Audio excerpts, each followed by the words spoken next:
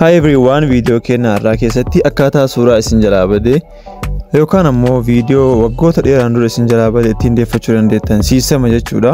Suuraa yookaan ammoo footoo yookaan akkasuma aadiyoo keessan kan bara dheeraan dura isin jalaa bade akkaataa ittiin deeffachuu dandeettan kan waliin ilaallu ta'a. Akkasuma osoo gara viidiyootiin seenin dura warri chaanalii keenyaaf haaraa taatan baga gara chaanalii keenyaatti dhuftan jecha warri chaanalii keenyaan faamilii taatan ammoo laayik gochuun akkasuma yaada yoo qabaattan koomentii jalaa kaayaa kallattimaan amma gara viidiyoo seenna. Waggoota dheeraan dura nu jalaa bade deeffachuuf jalqaba aappii buufannaa Play Store gubbarraa buufannaa warri hin qabne ammoo App Store irraa buufattanii warri iPhone tole iddoo sarchiisan gubbarraa sarchi gootanii jechuudha. Barreeffamaan isinii kaayee har'a dubbistanii iddoo sarchiisan irratti barreessitan. Today appichis photo recovery app deleted dha. Kun asirra isinii kaa'ee jira. Search gootanii jechuudha. Tolee itti barreessina.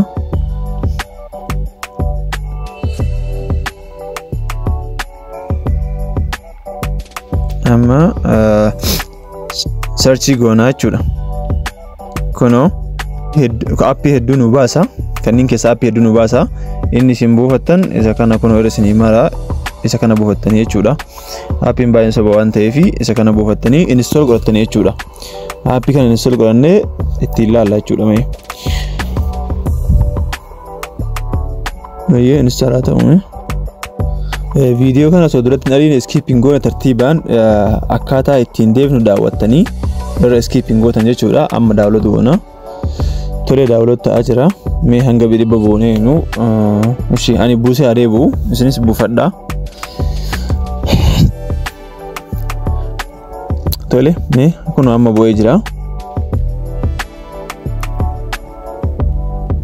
Shin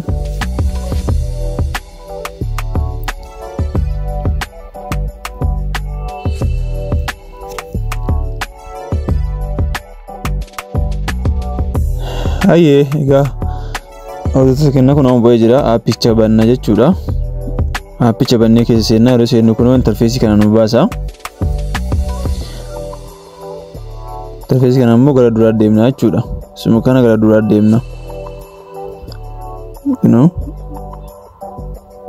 As buttanii isa kanas gara na buttan. Kanas akkasuma gara na buttanii. Inta kanas dhufe gubbaa tuutan irraa balleessitan. Malee kunoo kana nu baasa jechuudha. Amma iddoo scan and recovery tana kilik goona as gubbarra. Suuraa deeffachuudhaaf bakkee kana kilik goona jechuudha.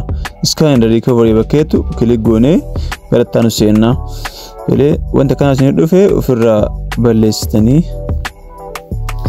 Kunoo amma erga seennee booda bakka kana nu baasa jechuudha. Scan footoo barbaadanii amma viidiyoo barbaadanii aadiyoo barbaadanii kanneen keessaa filattanii bakka tokkotti tuutan amma footoo tuinamee nu deebisaadha jechuudha. Kunoo egaa hordoftoota keenyaa kunoo haala suuraa kunoo ittiin yeroo dheeraa dura nu jalaa bade deeffannee jirra jechuudha. Amma kunoo suuraa baay'ee asin dura bade kan asin dura delete godhee jira ture amma deebi'eera kunoo deebi'eera asirratti. Kunoo akkuma agartan kana suuraa yeroo dheeraan dura nu jalaa bade jedhe ani garuu ufuma kiyyaa delete godhee suuraan gariin kama bade akkasitti deebi'aa jechuudha.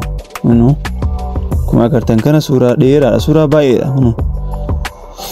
Akkuma agartan kun hundayyuu deebiseera. Amma suuraa kana yoo barbaadan akkas tuquudhaan garas deeffattanii kilik gootanii tumaan restore gootanii garas deeffattanii barbaadan ammoo delete gootanii barbaadan ammoo dhiiftan. Ani waan hin barbaanneef asuma keessa haa taa'u. Dhiisee baasin ammoo yoo barbaadan hin buufattanii garas deeffatan jechuudha restore gootanii. Yoo barbaadan ammoo haa taa'uun dhiistanii yookaan ammoo delete gootanii ofirraa jechuudha. Step itaan tutarraa jechuudha amma viidiyoon illee akkasuma aadiyoon illee akkasuma haaluma jalqaba suuraa buufanisaniin kanallee akkasuma deeffattanii jechuudha. Waan nama dhibu miti salphaadha. Karaa easyidha kun baay'ee salphaadha waan ta'eef ittiin yaalaatii akkasitti deeffachuu dandeettanii jechuudha. Egaa hordoftoota keenya viidiyoon keenya har'aa akkasinitti tolee abdii qaba. Guyyaa itti aanu viidiyoo akkamii akkasinitti dalagu kamtu isinitti tolee viidiyoo akkamii akkasinitti dalagu barbaadan koomentii jedhaan haa kaayaa. Akkasuma ammoo viidiyoon kun isinitti tole laayik gochuun hanga gaafa guyyaa itti aanutti deebinutti nagaan nu tura. Bye bye.